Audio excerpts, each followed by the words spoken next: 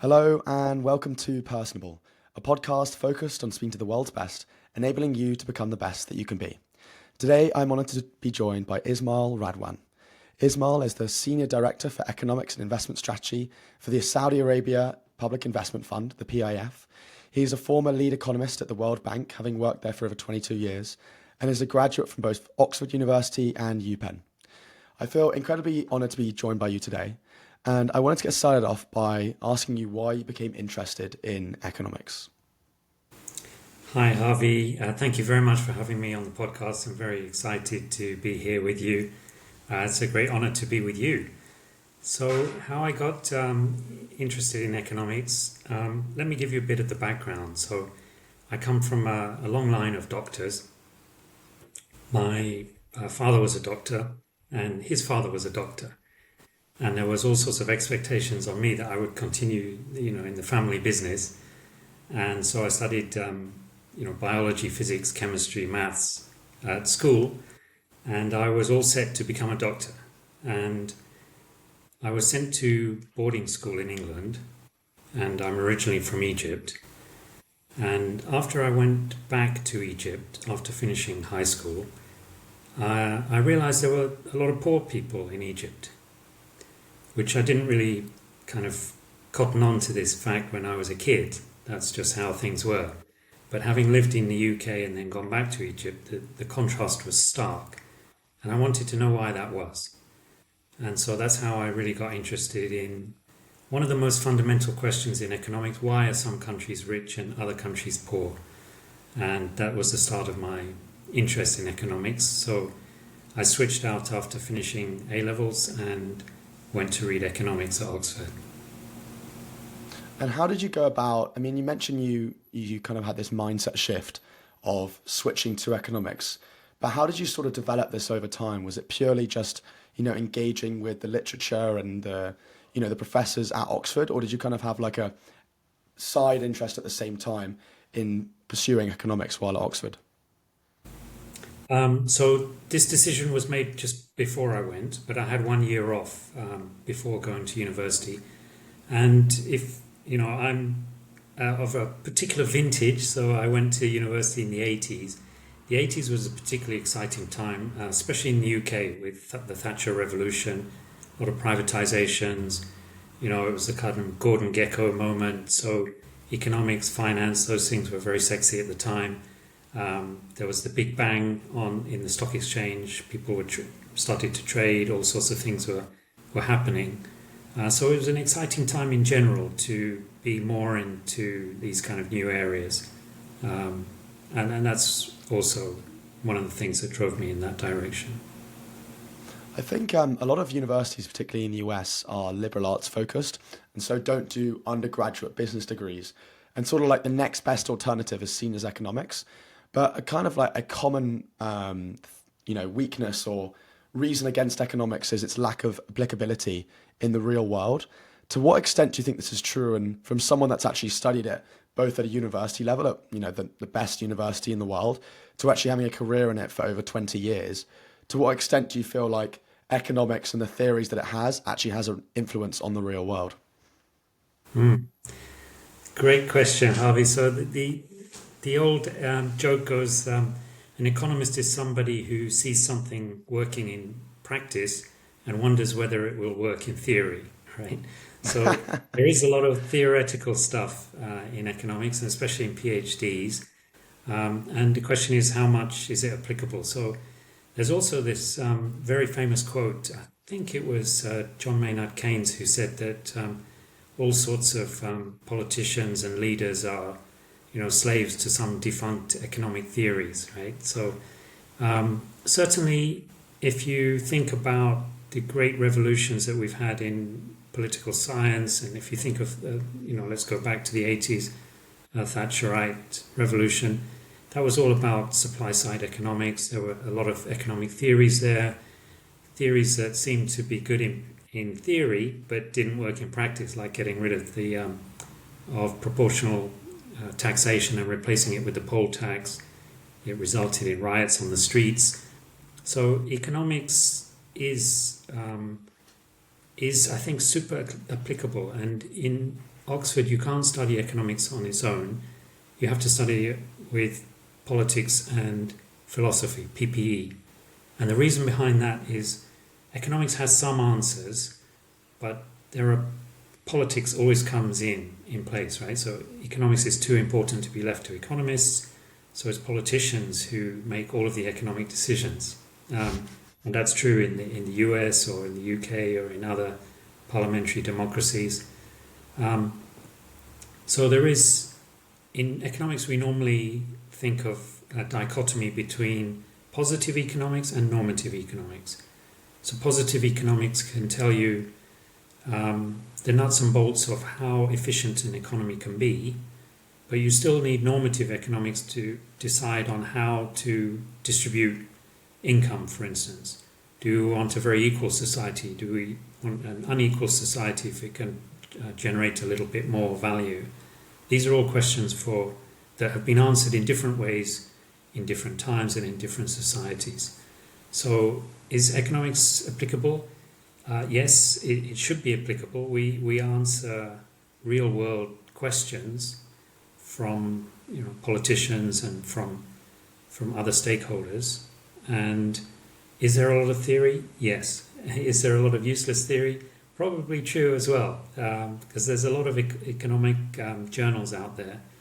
I mean, I think the other anecdote I'll let you in on was in the 1950s during the Cold War. There was a huge ban on any kind of contraband from the West. They didn't want any kind of Western influences. You probably know these stories, people going with a pair of jeans. This was like something like, wow, the blue jeans were seen as some revolutionary outfit, and everything from the West was banned, except for Econometrica magazine. This is like a very quantitative economic magazine. And the reason it wasn't banned was because they said it had absolutely no relevance to anything in the real world. So that was the reason they allowed it in. So you're quite right to pick up on that. That's hilarious. I've kind of noticed that the closeness of economics to a lot of other theories, and I think it's interesting that politicians in democracies are the ones that have control over the economics, even though that's not necessarily their area of speciality. On that sort of point within economics and kind of deriving from the theoretical to the real world, or vice versa, or even if there is some connection that economists would maybe say there is or there isn't, to what extent, who have been your biggest mentors or rather figures? You mentioned Keynes before, that you've kind of looked up within the world of economics that have derived how you look at the world and have interpreted and influenced your own economic theories. Okay, that's a very good question. So I wouldn't say I follow any particular school, but some of the economists, I think Milton Friedman was very, very influential, especially when I was at university. I think more recently there's been an understanding that economics, the kind of foundations of economics, the idea that people are rational and they will follow their self-interest, has been questioned. So ultimately, this is the beauty of economics, is it's not just about economic theories, it's about individuals' behaviors. So there are all sorts of theories about what happens, interest rates, inflation rates, etc. But where the rubber hits the road, that's a decision that the ordinary man on the street who has a mortgage has to decide whether he's going to be able to refinance or whether he buys a bigger house or a smaller house, etc., etc. So we've come to an understanding recently in behavioral economics that it's all about psychology. And sometimes it's about individual psychology, and it's sometimes about crowd psychologies, right? Mass hysterias and bubbles, etc. And so in the last, I think, maybe 5 to 10 years, there's been this revolution in behavioral economics, and the recent Nobel Prizes have all been given for people who have developed this side of economic theory. And there's lots of interesting experiments that are done in psychology that show that human beings are irrational. They don't follow economic principles. There's one very famous one where two people are allowed to have given $1. One person is given the dollar and they tell them, It's up to you to split it with the other person, but the other person must accept. If he doesn't accept, you don't get to keep any of your money. So if I say to you, Harvey, let's go 50-50 on this, you'll say, okay, that's fair, you'll accept it. I'll get 50 cents, you'll get 50 cents. But I could tell you, why not? I take 90, you take 10 cents, Yeah. right? You're still better off than you were before, but are you going to accept that? Nothing. Yeah. Right? I've kind of experienced. I think I did economics in high school, so I've Yeah. kind of learned about this. So Okay. on the one, my short answer is actually no. I'm not accepting it. I'm not accepting it. Don't want you to have anything. You're adding Yeah. that $1 will add to the inflationary environment, the $27 trillion GDP of the US. Will influence it. But Yeah. no, I think So it's. people, Sorry, continue. no, so people have a innate sense of fairness, right? And they're willing to stand by that, and they're willing to take a hit economically for those principles. And that's just one example. So there's lots of examples where people don't follow their own economic interests. They follow their values, very deeply held values. And this is where economics gets a little bit more interesting. Not really on a. I kind of just had a thought in my head, not really from a point of is a democracy or authoritarian regime better, but rather looking at the US as like a case study, right? You have the politicians, as we talked about, who are mainly thinking of the economic policy. At the moment, Donald Trump is making a lot of decisions on tariffs with the US versus the rest of the world. But then you have the Fed, who are kind of adjacent to that, who have their own decision making based on whether to increase or decrease, interest rates based on the inflationary environment, and also looking at unemployment rates. But those aren't directly, I know I said adjacent to, but the Fed is not necessarily looking at what policy Trump may or may not, involve or introduce. Rather, they're just looking at that specific data. Kind of on that point, from someone that's an expert within economics, or has at least got a much, much better idea of it than myself. The people at the top, the politicians, the Feds, people like yourself, understand economic theory a lot better than the average person. The average person is a big topic of debate in the recent election in the US, was wanting more money in their pocket. Costs were rising a lot. They can't afford food. They can't afford housing, etc. So my question to you is, from an economic perspective, not from a political perspective, but from an economic perspective, who do you think should make those decisions, as you talked about earlier in the podcast, with regard to whether we should have an equal society, an unequal society, and basically be the main voice in terms of determining economic policy for a country? Okay, very good question, Harvey. There's a lot of bits and pieces to the question. So, the man on the street, ordinary person on the street, understands their own economics much better than economists, right? They know how much money they have in their wallet. They know how much money they have at the end of the month. They know if they're doing well. They know how much they've saved. And that's a reality, right? And so it's very, very difficult for any economist, no matter how great, to understand the behaviors of millions of people together and try and make sense of all of that, right? So it's really important that people have a say in their economic future. So how do they do that? They do that in a democracy by voting, right? The issue is there are politicians who will take advantage of this, right? They will try and tell people that actually you're better off now, or no, you're not as well off as you think you are. Things were much better in the good old days. I know Harold Macmillan used to tell everybody in the 50s, you've never had it so good. That was his stock phrase. And if people believed that, they were going to keep voting for him, right? Trump tells everybody it's really been terrible under Biden. Now you need me, Biden would tell them it was terrible under Trump. Now we're going to fix the economy. It's all So, terrible. It's all terrible. yeah, It's never gonna.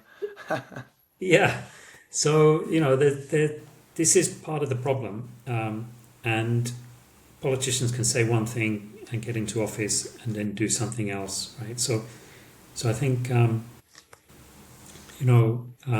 think Trump is a good example, right? So he's really picked up on the idea that a lot of people have been kind of left behind by globalization and left behind by the development that we've seen in the last maybe 20 years since the WTO took off, and we've been living in this global economy.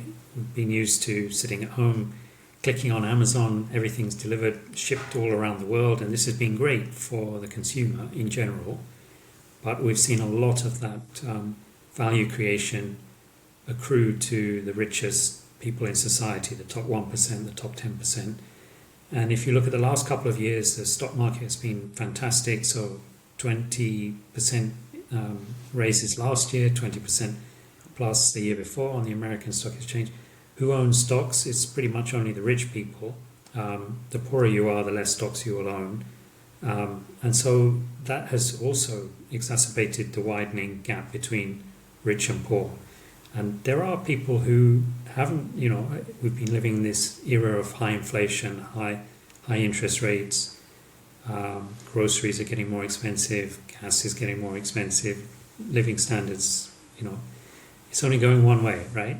And people are struggling to make ends meet. Some people are working 2-3 jobs, just to keep their heads above water. And I think Trump has been fantastic in his ability to take all of that and channel it into an anger and resentment and votes for himself. Now, when he's got into power, the first day of the inauguration, who does he have behind him? Not a few people from this kind of class that have been left behind, but the richest people in America, right? All these tech oligarchs, right?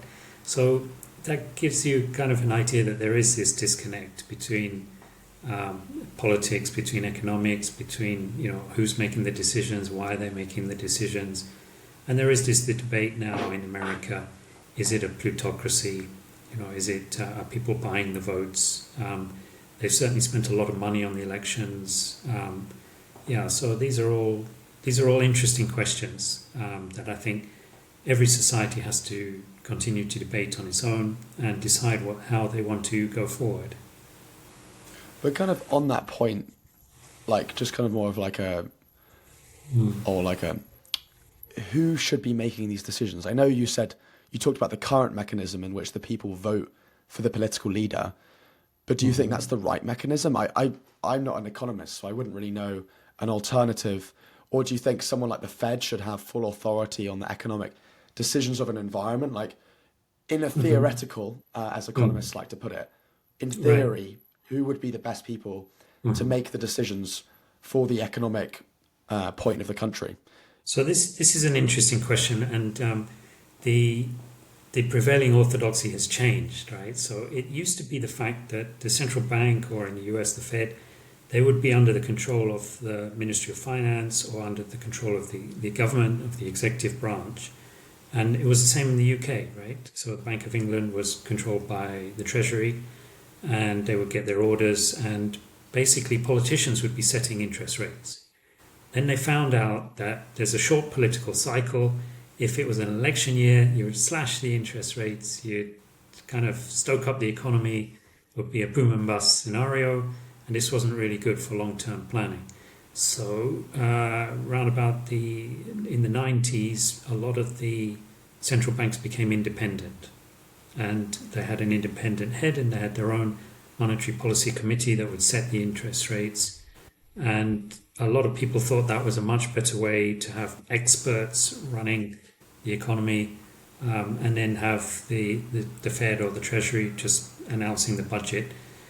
To my mind, independence between the central bank and the Ministry of Finance isn't total independence. It's more like the relationship between a husband and wife. So they are independent, but they have joint goals and objectives, and they have to talk to each other, they have to accommodate each other, they have to compromise sometimes. And I think it's a very delicate relationship if it's taken seriously. And I think that's what we see. I think a good example of this was when the Fed cut rates in November before the election. They decided to cut 50 basis points rather than 25 because they didn't want to come back and be accused of cutting right before the election, a week before the election in December or something like that. I think that's my read. That's my take on that Sure. one. Yeah. I want to transition more to what's been the bulk of your career, working at Mm. the World Bank.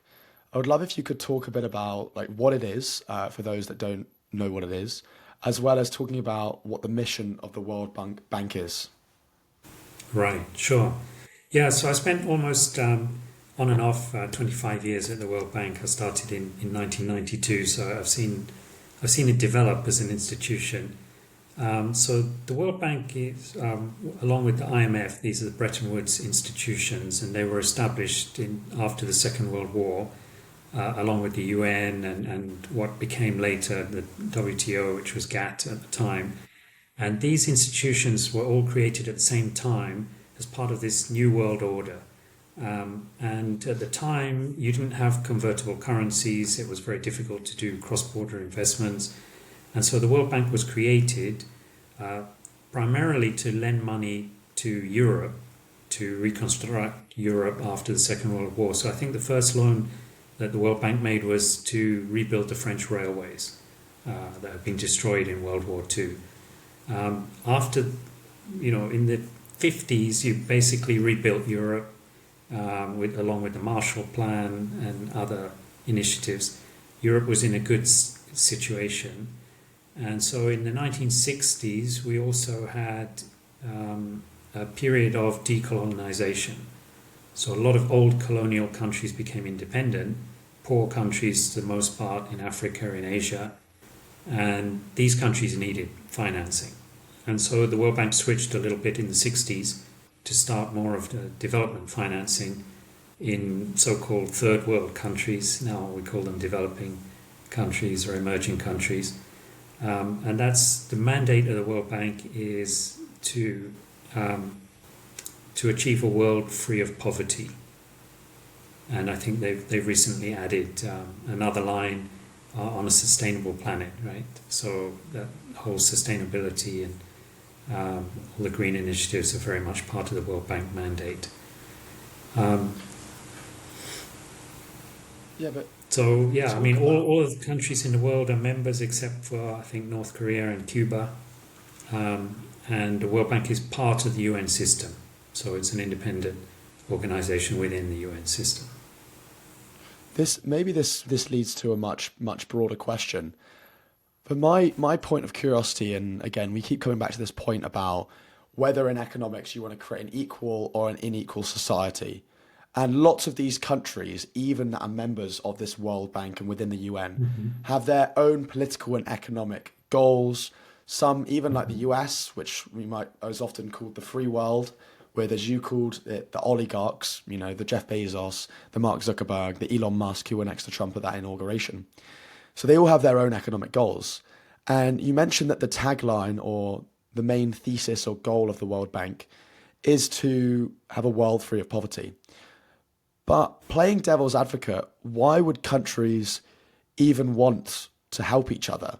You look at like the dot-com bubble, you look at the 2008 financial crisis, you look at situations like Greece, going bankrupt, or other situations where you have these third world countries, namely now developing countries who are suffering. Why would these other countries that are doing better comparatively want to help the countries that aren't doing as well? Hmm. Okay, so a couple of reasons I think. I mean, philanthropy is one reason, but I think there are much more powerful reasons, right? So I think what we have is an interconnected world in the post-globalization era. We are facing global challenges, and global challenges require global public goods, right? So, for instance, I mean, all of the green agenda, pollution control, sustainability, moving towards net zero emissions. These are all global public goods that cannot be achieved by one country acting on its own, but we all have a stake in achieving these goals. So, what do? We need an international multilateral organization like the World Bank or others to help set goals together. Things like the Paris climate agenda, and these goals are then kind of integrated into the mandates of World Bank, of the of the UN, of the IMF, of other organizations, UNEP, obviously. And that's why it's super important. So I give you another example, the pandemic. The pandemic wasn't something that we could all tackle individually. I mean, we could all get the vaccine, we could vaccinate our own population, but if the other countries weren't vaccinated, the virus would continue to mutate and then come back and infect our populations that had the old vaccine. So we needed a global solution to these global problems, and I think that's really the key in terms of why countries are trying to collaborate to achieve these goals. Having worked there over more than 20 years, how did your motivation change from when you started working there to continuing to want to work there? And I would also love if you could talk about some of the favorite countries that you worked with or initiatives that you led, and give some examples of the things that you did while you worked there. Sure. So I think the very fortunate thing for me is that in a big institution like the World Bank, you can reinvent yourself. So every 3 or 4 years, I would try a different job, and some of the jobs were very, very different. So I started in Washington, D.C. in something called the Young Professionals Program, and I started working in South Asia. And this was first I worked in Africa in the early 90s, and then I came back to work in South Asia in 2000. And it was at a time where September the 11th happened, and there was a war in Afghanistan. The Americans quickly overran it, and then they asked the World Bank to step in and reconstruct the financial sector and the payment system. And that was a very exciting time. One of the first suits into Kabul on a military aircraft, and a very, very shaky situation. And we really had to work night and day to get the pledging conference together where all the donors were going to finance the reconstruction of Afghanistan, what situation, how was it going to look, what we were going to focus on, getting women back into schools, opening the university up again, all of these things. Of course, unfortunately, we've seen a total reversal of all of the things that we managed to achieve in the 20 years since, which has been very sad. But that was an exciting time working there. I also worked a lot in India, and one of the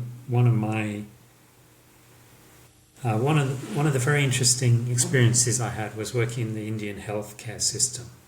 And so I worked in India for about a year, going all around the country, looking at different healthcare systems, looking at the private sector, the public sector, little clinics in rural areas, looking at all of the burden of disease and figuring out how we could do things better and how we could crowd in some of the private sector resources to help the public sector. It's a very long story, but if you Google my name and India Healthcare, you'll find a book that I wrote on it.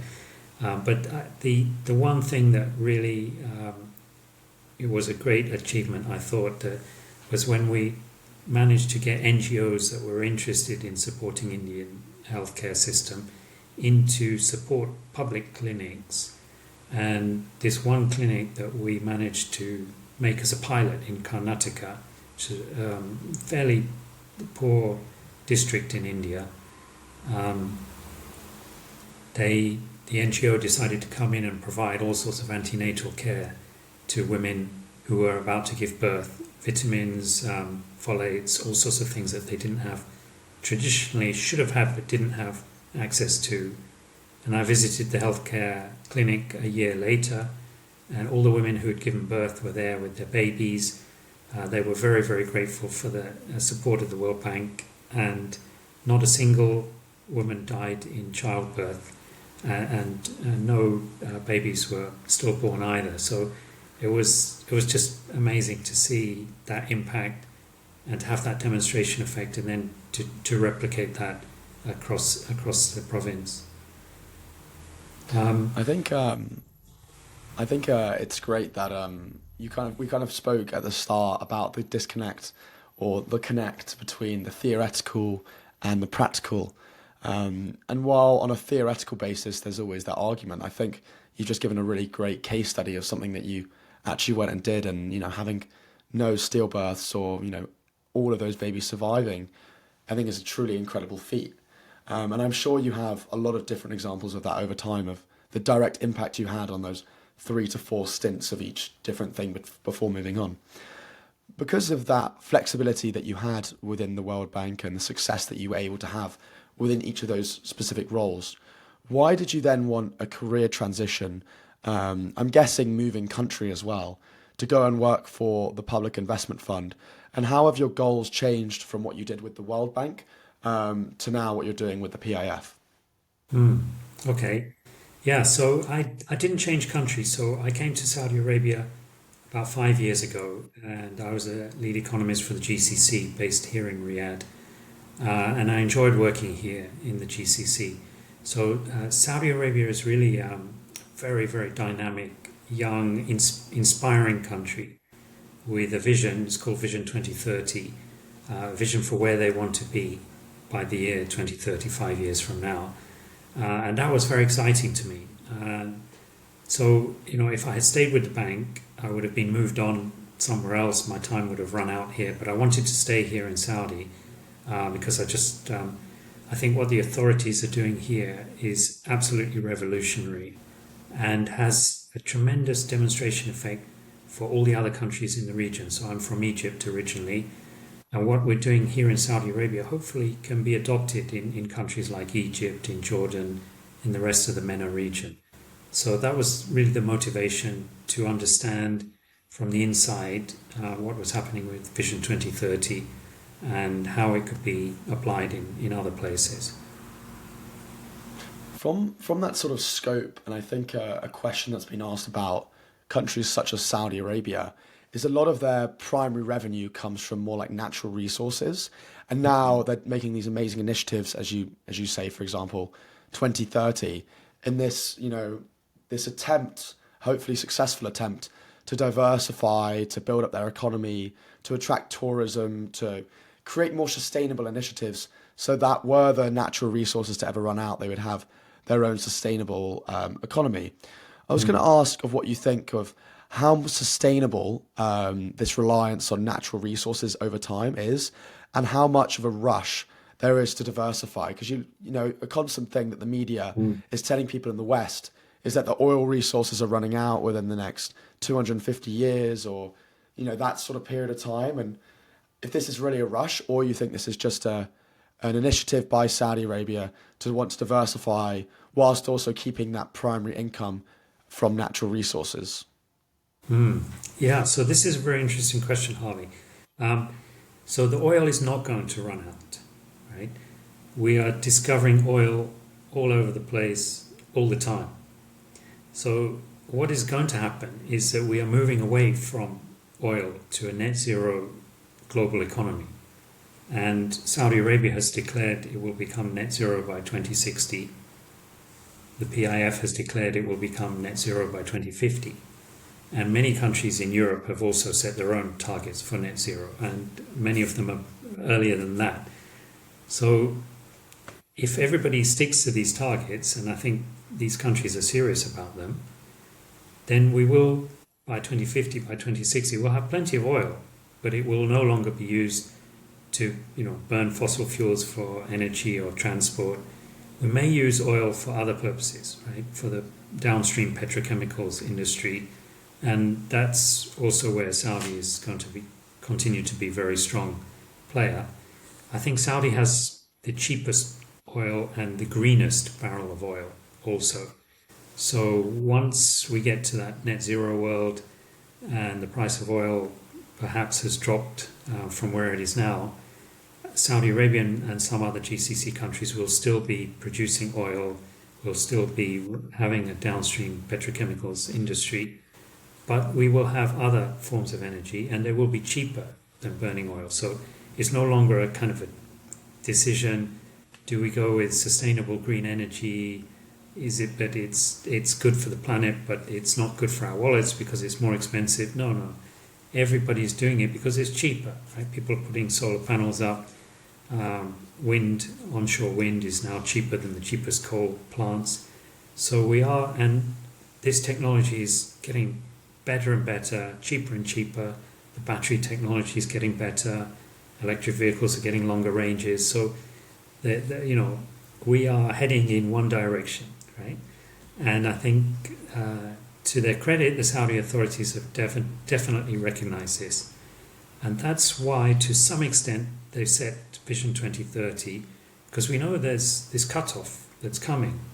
People are not going to be using as much oil a generation from now. So we're in a rush to get these things done within this generation. And I think originally, I worked in Saudi in 2000, and 99 we were working on the very first long-term vision, and it was a very different context. Nobody was thinking about the green economy, net zero, nothing like that. There was no Paris Climate Accords, or there may have been, but just recently passed. So these were still in the infancy of the green, sustainable, etc. And the Saudis said, okay, we need this vision for the next 20 years. And who should we get to help us with our vision? So they looked around and they thought, well, we could learn from Malaysia. They are Muslims, we are Muslims. They have oil, we have oil. They have 20 million population. At the time, Saudi's population was roughly 20 million. They're a high-income country. We're also a high-income country. So there seem to be lots and lots of parallels. And the Malaysians had this amazing economic transformation story. And so they invited Mahathir from Malaysia to come as a keynote speaker for this long-range planning exercise. And they asked him, what should we call it? What should we call this planning exercise? And Mahathir, being an eye doctor, he told them, let's call it Vision 2020. Because when you have 2020 vision, you have like perfect eyesight, right? So that was how Vision 2020 was launched. But it sank without a trace because it had very little political buy-in. And there was really no vision that came internal from the country. Now we have Vision 2030 and the whole world is talking about it because His Highness the Crown Prince is really driving this vision and really believes in it and has managed to have this kind of charismatic leadership that's brought along the whole country and exported this vision all around the world. So that's why it's so exciting to be here and see all these transformations, things that we couldn't have imagined even 10 years ago are happening, and they're happening really fast in Saudi Arabia. You made a lot of great points there about the future of Saudi Arabia, the initiatives, the push towards 2050 or by 2060 of being net zero, the transition away from more natural resources to more sustainable things. I kind of had 2 points of difference. The first being on, you talk about like the agreements, like there's the Paris Climate Agreement in which all the countries are going towards net zero. But then you have a country like China, which I don't think is in it, and I think the US may have just pulled out of it again, who are not going to stick by the environmental stuff. And as we know, we all live in the same planet. And so, I know this sounds bad, but like it's always a thing of like, what's the point in recycling when these bigger companies just throw everything away? So like China undoing a lot of the progress. The other point of difference I had, and obviously everyone has their own predictions, and maybe you're closer to the source, is the point of whether renewable energy is actually cheaper. Because over time, it will get cheaper and cheaper. But speaking to some like investment professionals through my own networking in terms of like me trying to get my own career somewhere, they've kind of said that the oil and fossil fuels will continue to be cheaper over time. And even looking at a company like Aramco, one of the biggest companies in the world, which is, sells natural resources, why even remove, Saudi's comparative advantage in oil, whereas every country in the world could have renewable energy? So yeah, those are the two kind of points of difference. The one with China not kind of adhering to these environmental standards, and two kind of on that point of whether renewable energy will actually be cheaper than fossil fuels and the removal of Saudi's comparative advantage within that. Okay. So, as an outsider, let me defend the Chinese a little bit. They are certainly, the most populous nation, and I believe they're either the number one or number two, along with the US, the biggest polluters. But China's also dominating the renewable space, right? They're the ones who are selling all the EVs. They're the ones who are, I think they produce 85% of the solar panels. They are the ones who are leading in every single renewable energy space you can imagine. The Chinese are leading in that, and I think they're very serious about. They have the biggest incentive to move to renewables. They don't have any oil, right? So at the moment they are really, their growth story is being held hostage to the amount of energy, oil and gas and coal that they can use, right? So they have the biggest incentive to move to renewables, and I think they are moving in that direction. So yeah, I mean, so that's probably what I would say on the Chinese. I think they get a very bad rap in the Western press. The US and others would love to paint them in a very dark manner. Not always the case. I think on your second point about will renewables become cheaper, I think they already are cheaper. So if you look at the cheapest solar auctions, they're 30% less than the cheapest coal-fired power available. So, and it's come down in the last 10 years faster than anybody could imagine, faster than even the most optimistic people thought that was possible. I think with AI and being applied to renewable energies, being applied to some of these issues that we're talking about, we'll see even better materials coming out, even cheaper renewable energies, cheaper storage options. All of those things are just going to continue to get better and better and better. So I think that is, to my mind, a one-way street. It's not going to go. We're not going back on that. If you look at all of the graphs of how much renewable energy is being added, I think it's 85% of new power generation that's being added now is renewable. And so the total mix is going to continue to increase until we get to net zero. I think in Saudi we have a goal to have 50% of electricity generated by renewables by 2030. So yeah, that gives you an idea of the scale of ambition, even in a country like Saudi Arabia, which is a petrostate still at the end of the day.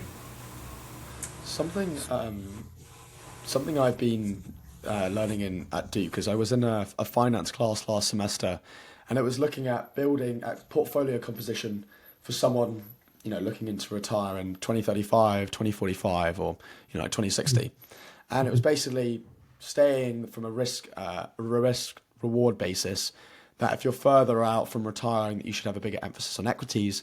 As you look over the past 50 to 70 years, equities have outperformed bonds. And even with that sort of variance, it still makes more sense to invest in equities over long periods of time. But you're not only looking at things on an individualistic basis or even like a pension fund, you are literally looking at something from a whole country basis, a fund that is one of the biggest on the entire planet. In terms of investment opportunities, we've spoken a little bit about renewable energy.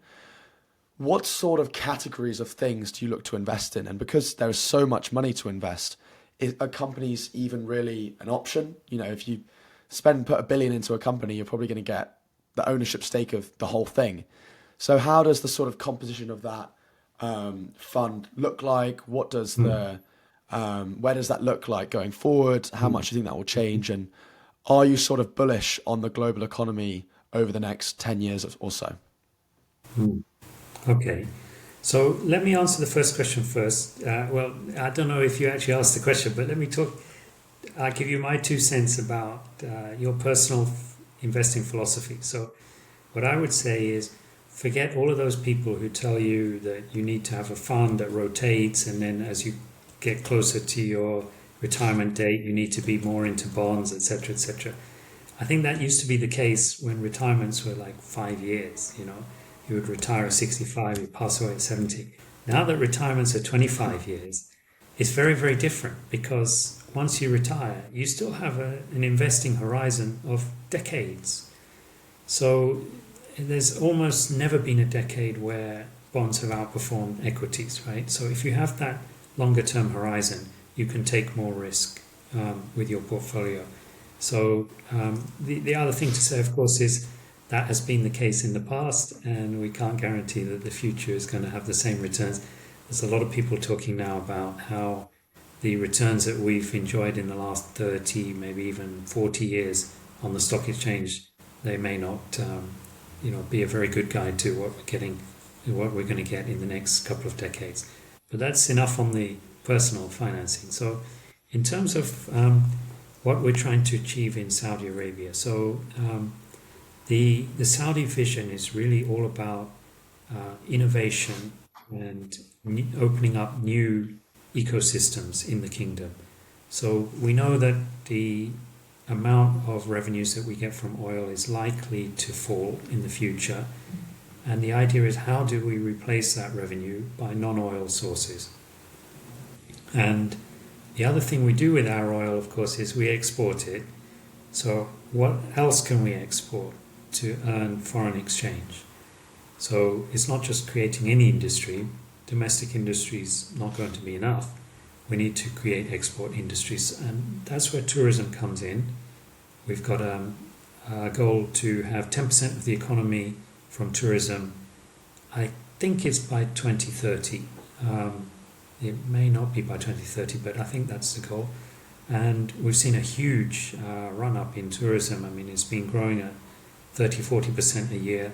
We had a target to have 100 million visitors by 2030. We've already hit that target.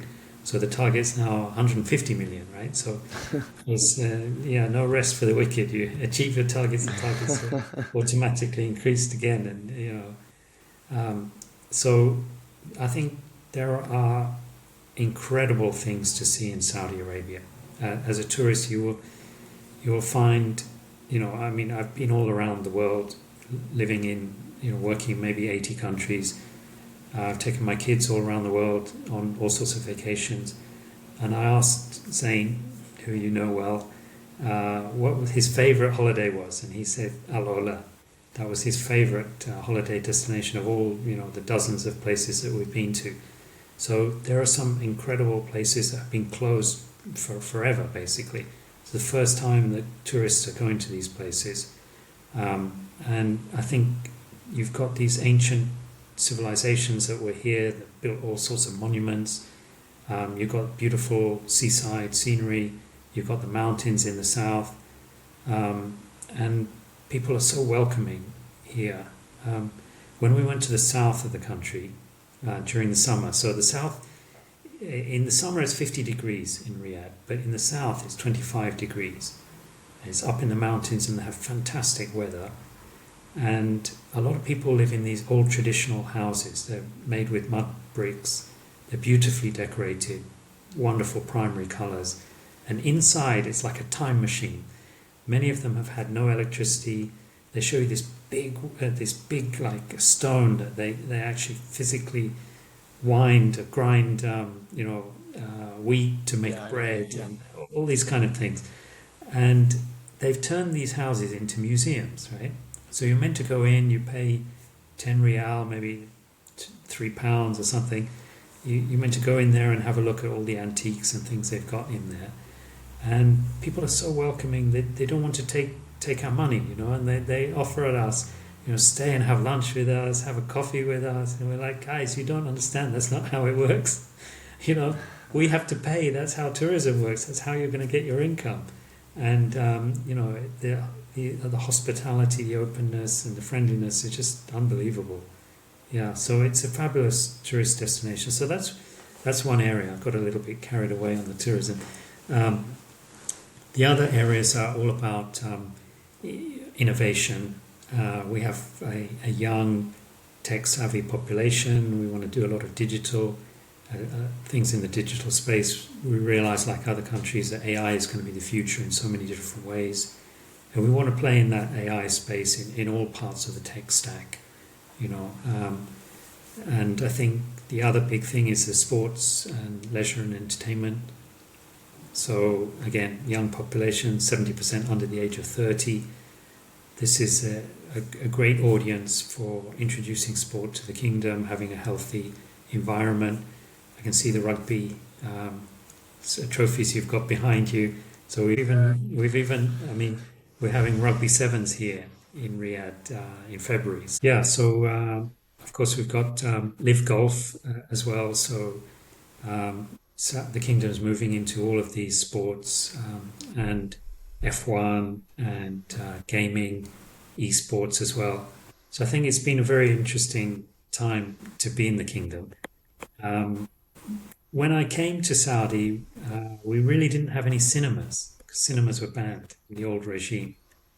And so people were very excited to go to the cinema. People would drive from Riyadh to Bahrain across the border. It's a 4 or 5 hour drive just to go for the weekend and watch a movie in the cinema.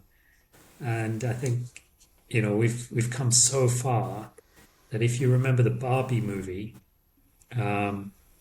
the Barbie movie was banned in Lebanon. I think it was also banned in Kuwait, and we had Kuwaitis driving across the border to Saudi to come and watch the movie here. So we flipped the script 180 degrees.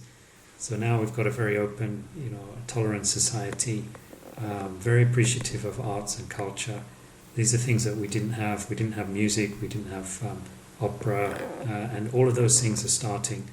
We had a lot of music events. We had a fantastic Saudi opera, which is superb. And they're in the process of building a new opera house. They've got some amazing cultural centres. So I saw. Well, I've seen many artists, including like Backstreet Boys, One Direction. Mariah Carey's been here. We had Alicia Keys. We had Pharrell for the F1. We've had so many. Iggy Azalea, famously twerking on the stage until her tight leather pants split, and she had to get a towel to cover herself up and continue to finish the set. Yeah, so I think it's really an exciting time to be here in the kingdom. There's an energy here about all of these topics and issues. I think when I was initially asking that question, I was thinking about it more from a purely investment basis. But from what you're saying, it sounds like the fund is less of a thing of a pure investment basis. Correct. Like we want to invest in this category, but more of an arm to accomplish the goals of the. It's of the exactly kingdom. what it is. Exactly. So you have to think of the PIF as a financing arm of Vision 2030. I think it's a mistake to think that we're a sovereign wealth fund. We are exactly what the title says, public investment fund. So I think we're focused on, what we're really focused on is the development aspect of how do we develop the kingdom in a sustainable manner that's going to earn us the foreign exchange, that's going to develop opportunities for young Saudis. How are we going to create the jobs? How are we going to move to a greener economy? And how are we going to fill in all the bits and pieces of the ecosystem that we need to develop these industries? So in economics, there's this public coordination issue. We could wait forever for these things, for the private sector to take on these things. But it won't happen because you need all sorts of different bits and pieces to move at the same time. You need to have hotels, restaurants, entertainment. You also need the airline to come in. So we launched Riyadh Air, which will be this new carrier to compete with Emirates and Qatar Airways. And these are big investments that the private sector probably couldn't manage on their own. So we try and be very careful not to crowd out, but to crowd in the private sector and really look at the whole ecosystem of a particular new industry and fill in the bits and pieces that are not there yet. So I hope that gives you an idea of conceptually what we're trying to achieve. We're not stock picking. Yeah. Although we do have investments in certain companies if they fit in with our vision. Sure. I want to ask 5 final short answer questions. Okay. You'll probably have long responses to them, but more of like a shorter take. First one, was kind of on the end of that last question, but I did ask like 3 questions in one, so that's my fault. But are you bullish on the global economy, and do you think Saudi will have a big part in it moving forward? Yeah. Yes and yes. So global economy will grow at like 2.5% this year. So I think that's pretty much where the trend is. Parts will grow quicker than other parts. I think we're seeing robust growth in America. We're seeing green shoots in Europe. So this year, Europe will grow quicker than last year. India's growing like gangbusters. China's adding 5% to the economy as well. People are saying, this is terrible. China's slowing down, but 5% is still very, very healthy. Saudi economy is forecast to grow somewhere between 4 and 5%, and the non-oil economy is continuing to grow regardless of what happens to the oil price. So Saudi is a big economy, over $1 trillion. It's one of the G20. It will also be able to pull a lot of other countries in the region along with it. We have all sorts of investments and links with some of the neighbors. I think more importantly than that, Saudi is starting to play a very positive role in economic diplomacy. We're supporting all the neighboring countries in terms of Saudis put money in the central bank in Egypt, in Turkey, in Pakistan, and along with other investments as well. So yes, bullish on growth and bullish on Saudi's role in that growth. Looking at, again, countries like the US and the UK, we've kind of seen the Conservative Party by power for like 20 years, or 10 or whatever it was, years, transition now into the Labour Party. And in the US, you had the Democrats, and now Donald Trump and the Republicans are back. On average, with term limits of four years in the US and 5 years within the UK, versus looking at a country like China, which may have term limits, but I don't think they do, or something like Russia, for example. To what extent do you think a country with term limits can accomplish as much as countries without term limits on a longer scale? Because I feel like, like the US, where you've got Biden on one end of the spectrum and then Trump on the other end of the spectrum with competing policies, whereas somewhere like Russia, where Putin has been in power for so long, is there a case to be made in which Russia can make longer term policies and decisions versus like the UK and the US, which are constantly changing? And do you think this will lead to countries like Russia and China overtaking those countries over time? Or do you think that doesn't really make as much of a difference? Yeah, I think there's no real answer to this, Harvey, at least as far as I can figure out. Right? So this is a question that's been asked for decades and decades. What I would say is you can always point to autocratic systems that have been very successful, and you can also point to some that have not been so successful. You can point to democracies that have been great, and you can point to democracies that have been absolutely abysmal. When you say, democracy and term limits, there's all sorts of different systems within that, right? There's direct democracies in the old days. There's bicameral legislatures in some countries. There are some places where they have proportional representation and it ends up with lots of parties in coalitions. There's some first past the post. So it's not really a dichotomy. There's a whole gamut of different ways of organizing the politics. And there are some that produce better results, and there are some that don't produce very good results. One thing I think that has been useful in the UK is having this independent civil service, which I'm a little bit worried about because Trump is trying to dismantle that in the US. The US has traditionally had much, much more of a political administration, so all the top jobs have been political, and they've recycled when a new president comes in, which is not the case in the UK. And I think that's been given a little bit more stability. So the idea is how you can build consensus in the politics to have a national agenda. So we're very lucky in the kingdom to have a very clear national agenda, very long term. There's a lot of political stability. That people are thinking long term. The administration is thinking long term.